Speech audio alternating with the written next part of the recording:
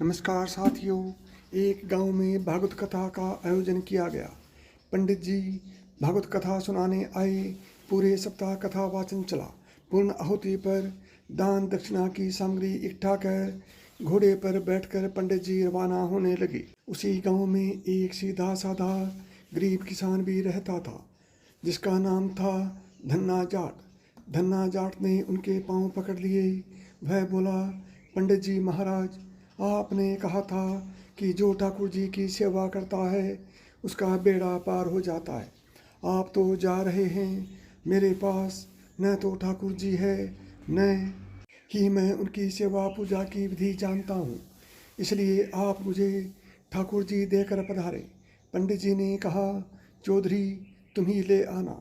धन्ना जाट ने कहा, मैंने तो कभी ठाकुर जी देखे नहीं, लाऊंगा कैसे। पंडित जी को घर जाने की जल्दी थी।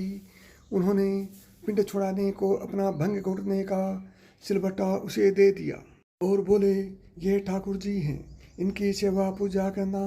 धन्ना जाट ने कहा, महाराज मैं सेवा पूजा का तरीका भी नहीं जानता, आप ही बताएं।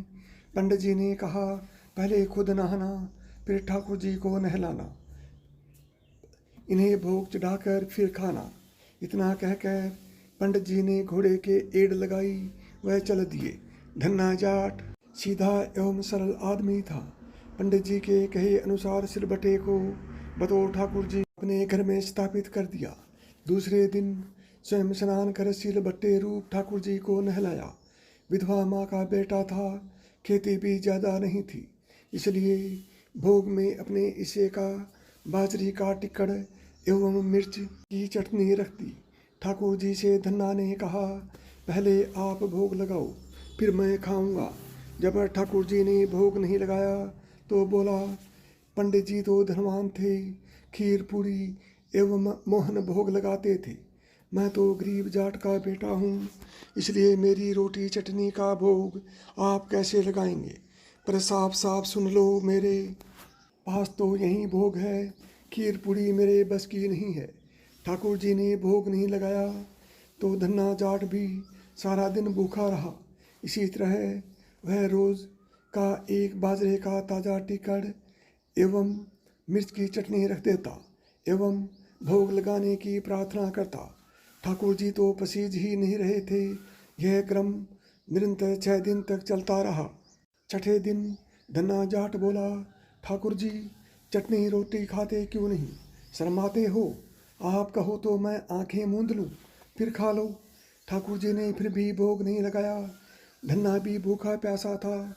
7वें दिन धन्ना जाट बुद्धि पर उतर आया, फूट फूट कर रोने लगा एवं कहने लगा कि सुना था आप दीन दयालु हो, पर आप भी गरीब की कहाँ सुनते हो।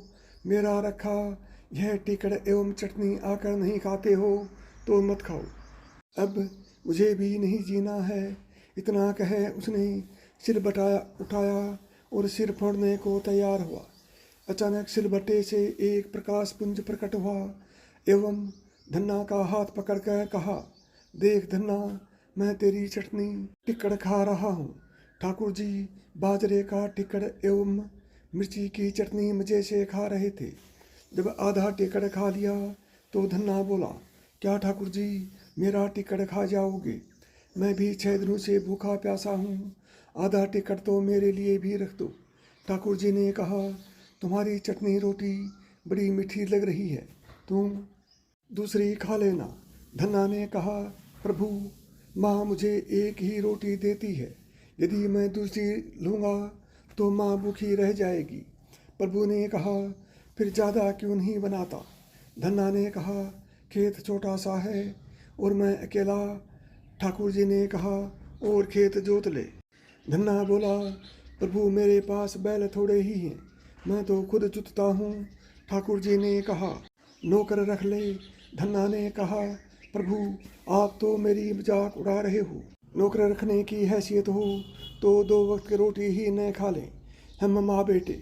इस पर ठाकुर जी ने कहा, चिंता मत कर, मैं तेरी सहायता करूँगा।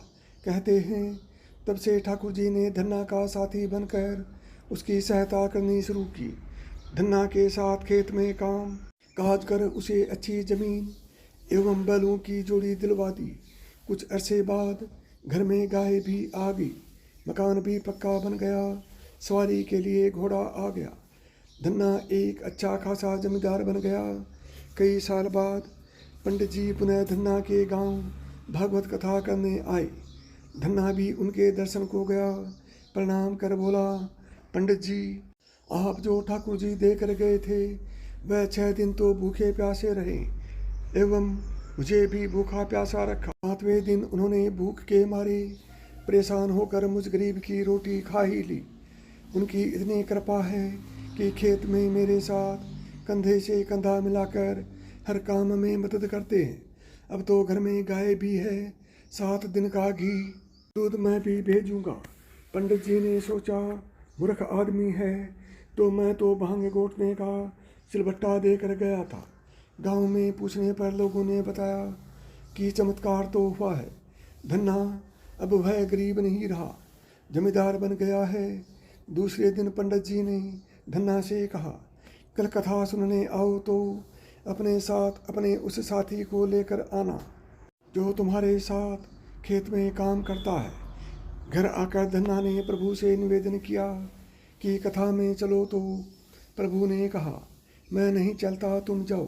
धन्ना बोला, तब क्या उन पंडित जी को आपसे मिलाने घर ले आऊं? प्रभु ने कहा, बिल्कुल नहीं, मैं झूठी कथा कहने वालों से नहीं मिलता। जो मुझसे सच्चा प्रेम करता है और जो अपना काम मेरी पूजा समझकर करता है, मैं उसी के साथ रहता हूँ। सत्य ही कहा गया है, भक्त के वंश में है भगवान। नमस्कार साथियों, जय श्री कृष्ण, राधे राधे।